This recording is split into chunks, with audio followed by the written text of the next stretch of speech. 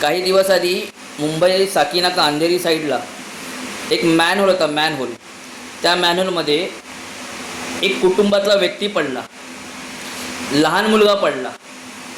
मुंबईचे अध्यक्ष अमित साठम BJPचे आहेत, कुठल्या पक्षातले आहेत मला काही घेणं देणं नाही, पण एक आमदार आहेत, BJPच्या मुंबई पदावर आहे. तुम्ही एक लोकप्रतिनिधी असता, आप एक लोकप्रतिनिधी, तो लोगों की सेवा के लिए लोगों ने आपको चुन के लाया है.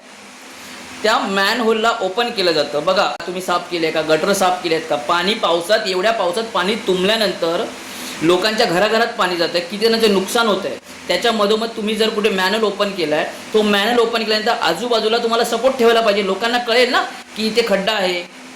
त्या खड्ड्यामध्ये एक कुटुंबातला व्यक्ती पडतो आणि 1 दिवसानंतर 2 दिवसानंतर जेव्हा जयंत पाटील विधानभवनामध्ये साटम यांना भेटतात, तर साटम काय बोलतात, अमित साटम बोलतात की आधी झाड पडलं, आता माणसं पडली.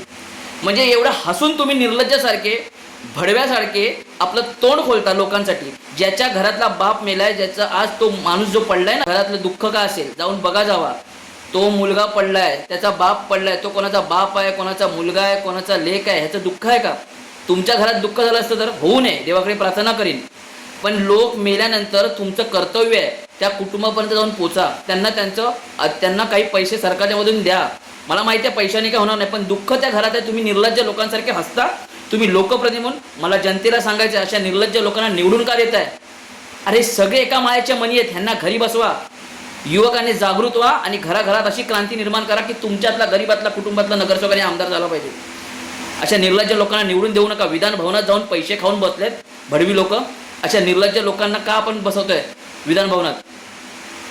अमित साटमांना सांगायचं, तुम्ही जे केलंय चुकीचं आहे. तुम्हाला राग आला तरी चालेल, माणूस मेला तर तुम्ही हसता, ह्याच्यावर आमचा निषेध आहे. मला सांगायचं आहे BJPच्या प्रत्येक लोकांना की अशा व्यक्तीला तुम्ही पदावरनं खाली पोचवा. निर्लज्ज.